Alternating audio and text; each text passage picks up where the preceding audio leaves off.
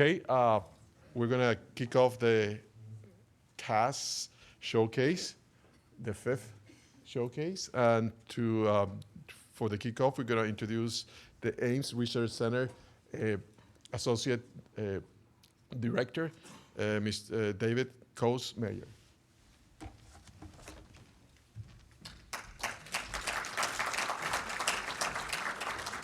Thank you very much. I won't take too long, but I do want to welcome you all to NASA Ames Research Center, to the 5th Convergent Aeronautics Showcase. This is actually very emblematic of what NASA Ames Research does. NASA Ames is actually 80 years old, so we're 30 years, actually 20 years older than NASA corporate, and we started out as part of the National Advisory Committee on Aeronautics. So we've been an aeronautics research center for 80 years now. And this is a perfect example of what we do, which is we've developed a whole bunch of very cool technologies across NASA. We're acting as a central site for industry and academia and other NASA researchers to come together, to share their information, to showcase it, and to find the value for aeronautics and how to move it forward. It used to be we were all about airfoils and the propellers, and could we make things go faster? And now we're really a lot more about efficiency and safety and making things more capable. Where we were talking about airfoils and jet engines, now we're going to be talking about batteries and air traffic management and machine learning and path planning. And this is where the future's going. Aeronautics is not ending, it's morphing into a whole new thing. We've got urban air mobility coming on the edge, going to move into the forefront, and we've got to figure out how to deal with that change in our airspace and the technologies that will enable that.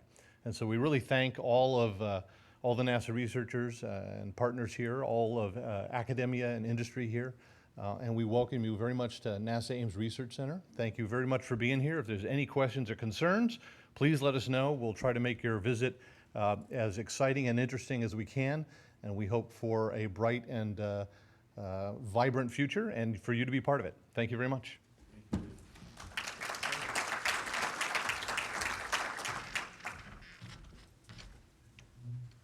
Thank you, David. Now it's my pleasure to introduce you Mr. Jay Dreyer. He's the Deputy Associate Administrator for Programs for RMD, and he's going to have some welcome words for us.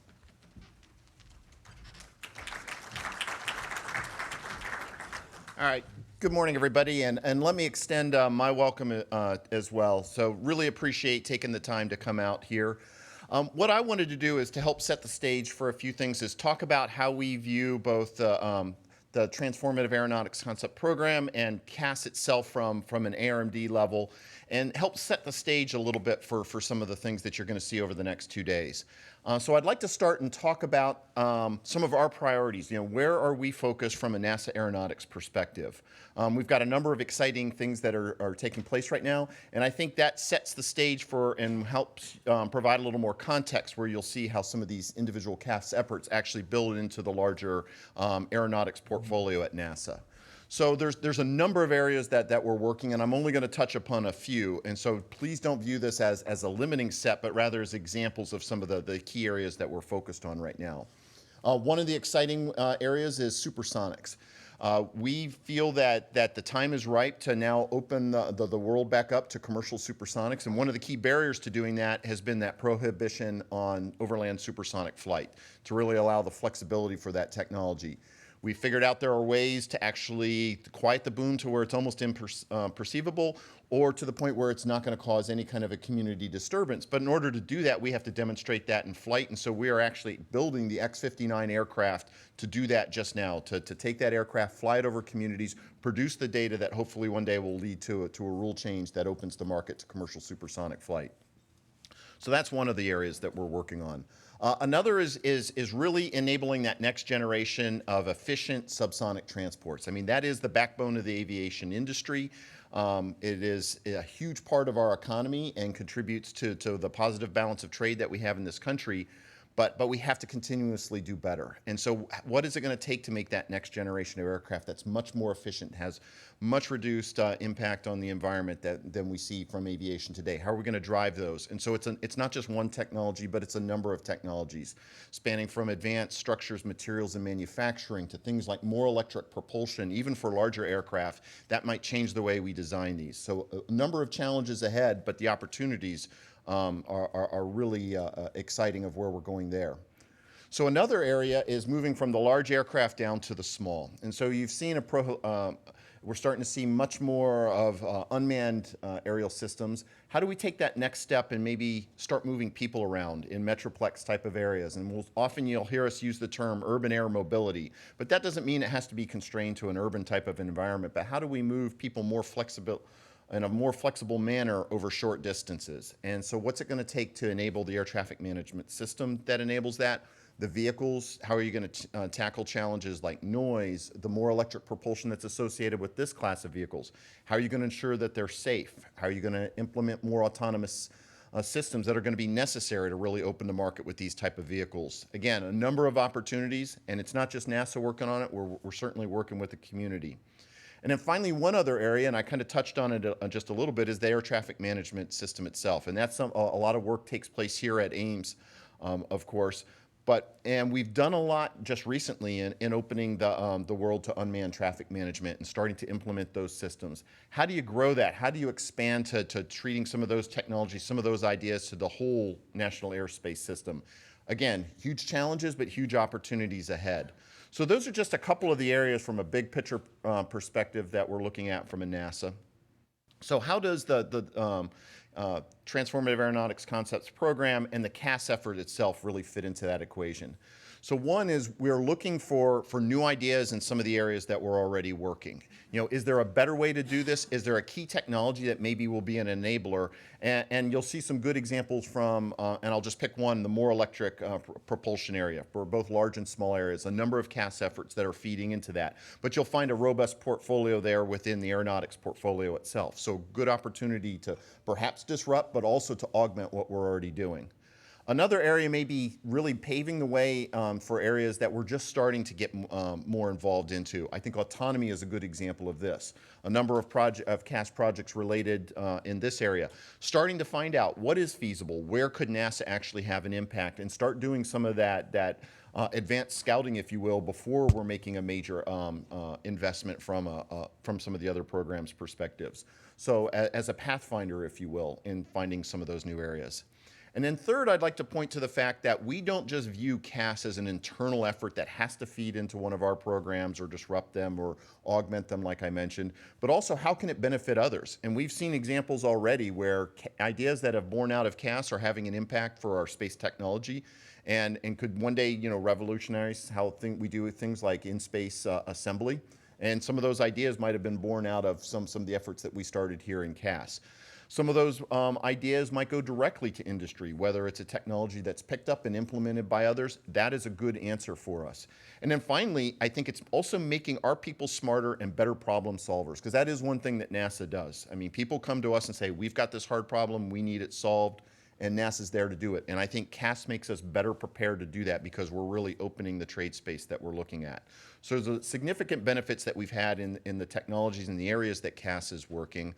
But I'd like to sort of close with one final thought that we see out of CAS, and that's not in the individual projects and things like this, but the culture that we're trying to set.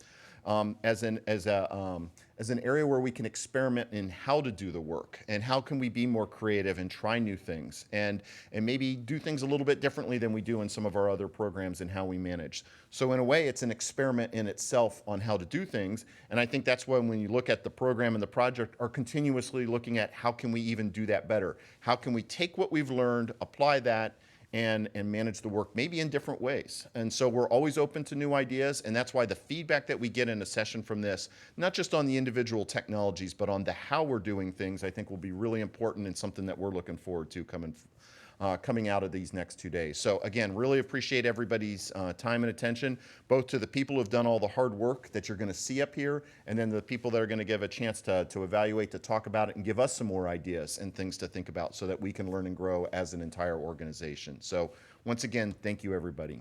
And with that, let me introduce John Cavolowsky, so the program director of the Transformative Aeronautics Concepts Program. Thank you.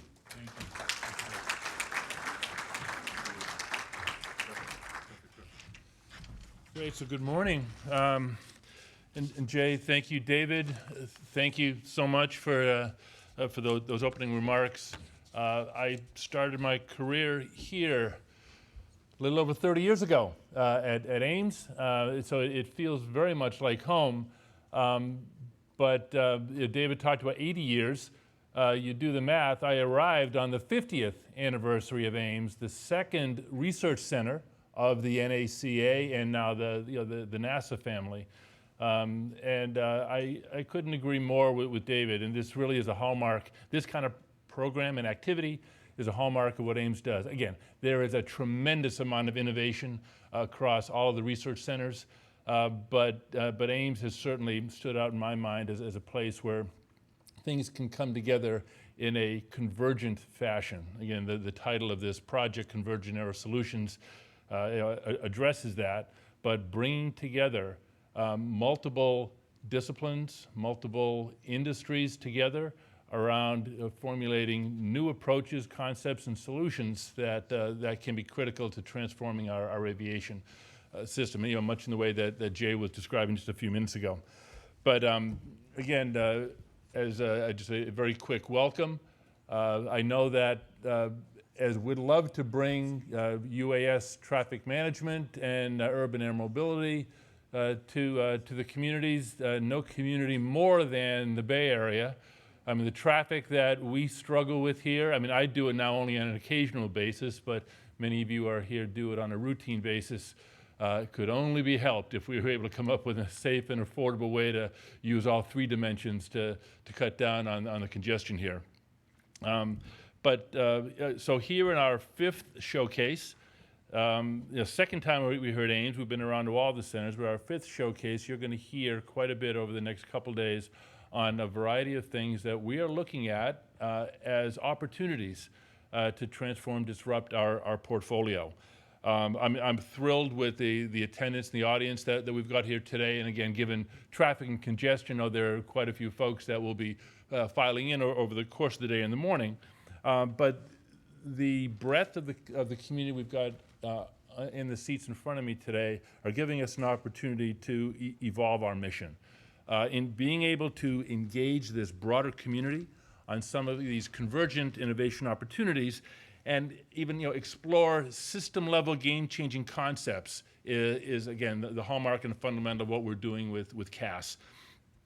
Yes, it's bottom line about feasibility of these ideas and the approaches that the young researchers have brought to our attention here with these CAS proposals, but it's also quite a bit about learning and growing. Jay mentioned culture. He had learned about building our experience base, especially with our younger researchers. So we want to be focusing on that, but certainly transition of some of these relevant ideas for value, whether it's transition to other parts of the agency, other parts of our program are important, but also parts of industry. As Jay had mentioned also, being able to take what we are developing here in CAS and even writ large in the overall program that I oversee, Transformative Aero Concepts, is something that's very critical to us. So the relevance of what we do has to be a big part of what we select. Having our industry partners here, the traditional partners, and the emergent partners here to help us with feedback and make sure that we are identifying things that have that opportunity for relevant transition is a big part of this. So we push our researchers for the next big thing. We push them to be disruptive in terms of what it is we're trying to bring in, help us think about our portfolio. So again, your help here as our industry partners is going to be a very important part of that. You're coming from academia. I mentioned the traditional, non-traditional part, but we also, as you see some of the names here across the front, we're bringing in folks from the venture world. It's a tremendous amount of the relevance of what we do are going to be really important to get that kind of advice on those things that we think and they can help us think through in terms of opportunities to provide value in the nearer term. Again, game-changing innovation happens at the intersections of these diverse disciplines, kind of the overlap of the Venn diagram. We're looking for that overlap area, bringing together, different industries around opportunities that can help us in our overall aero mission. So, this forum is set up to try to do that. We're trying to bring together, folks that have these characteristics of innovation and convergence. We're looking to learn from each other and discover where, again, some more of those areas of overlap are. And the collaborative innovation, I think, is also an important concept that we want to keep in mind in terms of this. I think the lone brilliant researcher that comes up with the idea that's going to change the world, I don't want to suggest that it's a fallacy, but it certainly is not the way that things routinely happen. But it is that researcher that understands how to network. It is that researcher that can take a good idea and not be wary of airing it, of giving people a chance to feed back on what they think it is and can be and how it can be improved, and being open to bringing in those ideas in order to change that. I think that kind of collaborative innovation is a critical part of what, again, forums like this and the partnerships that we build are going to be important to do.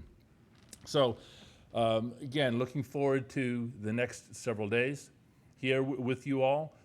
We've got the sit-down opportunities here with our PIs that you see largely here in the front of the room that are going to talk to you about the activities they've been doing, solicit some of that feedback, and it's through that feedback that we're going to be able to meet our objectives for CAS and for ARMD, and also even more broadly for the aviation community. So. Let me stop there. You're going to get a lot more interesting comments and discussions and presentations over the next day. What I'd like to do now is bring Isaac back up, and he will be followed by Marty Waszak. They're going to be describing the approach to today and to the next couple days. And again, I'm hoping that you're going to find the kind of value that I see in this portfolio, and again, give us even more things, more wonderful innovations to think about as we go forward. So thank you very much, Isaac.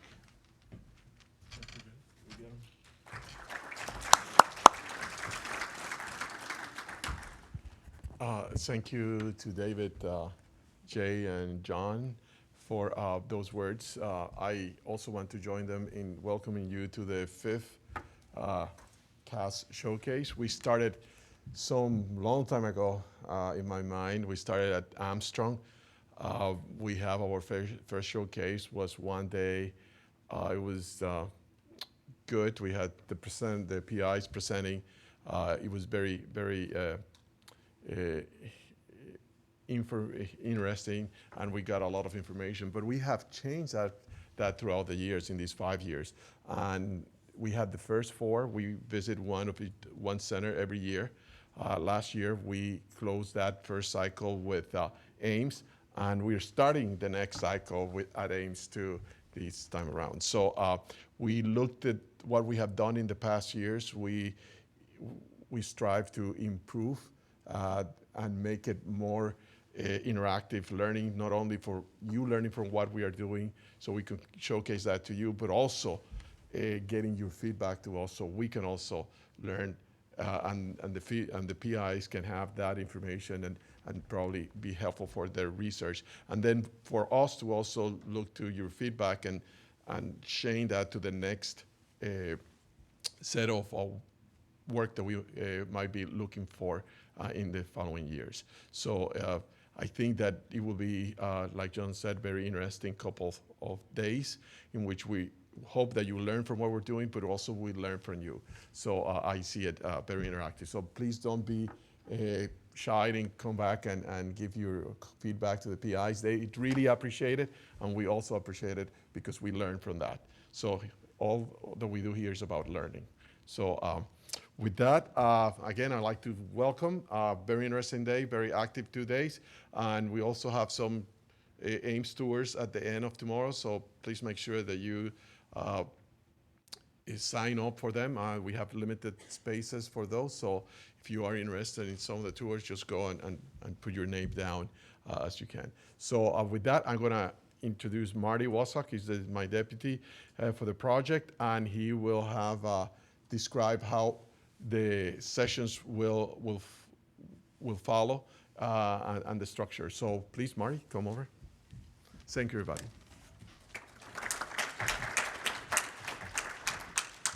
Good morning. Something we probably should have done at the very beginning of the morning, but we're correcting that now because we're adaptive and innovative, is to have a short briefing about safety in case there's an earthquake or a tidal wave or a tornado or something hits the building. So, Hi, good morning, everybody. Sorry to change the subject. Just in case of an emergency, my name is Teresa. I work here at the NASA Ames Conference Center. Just in case of an emergency, please call 911 on your cell phones. We do have a fire extinguisher in the back of the room. We also have an ADA machine out in the lobby area. The restrooms, if there is a case of emergency, you need to evacuate, please exit out these doors here, go across the street over to Chase Park, and till they tell us it's ready for us to come back into the building, that it's safe to come back in. We have restrooms right in the back of the building.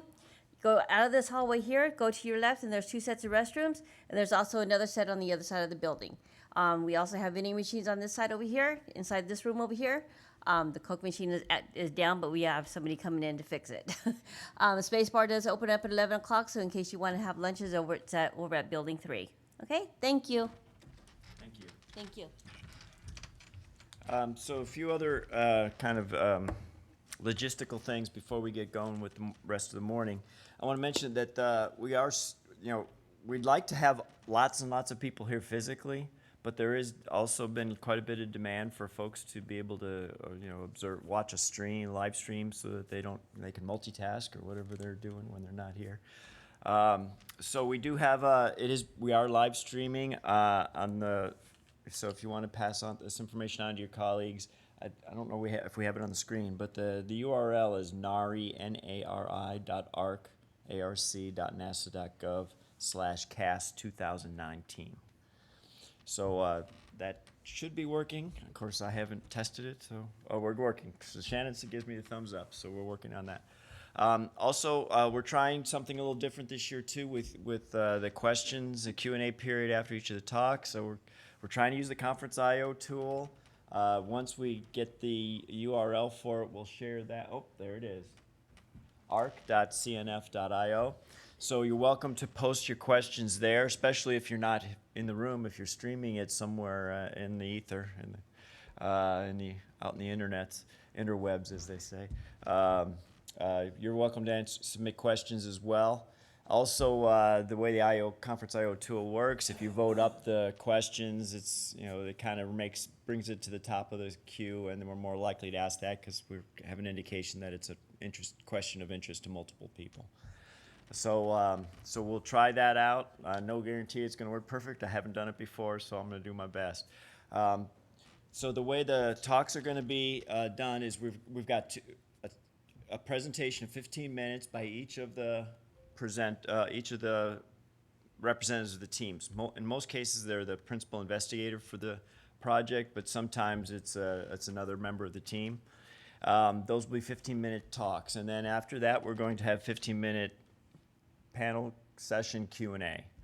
So we have several groups here. As it was mentioned earlier, we have representatives from the venture capital community in the Valley here, and so we would like to get their focused feedback first. So we're going to open that to them for immediate feedback regarding the content of the presentations.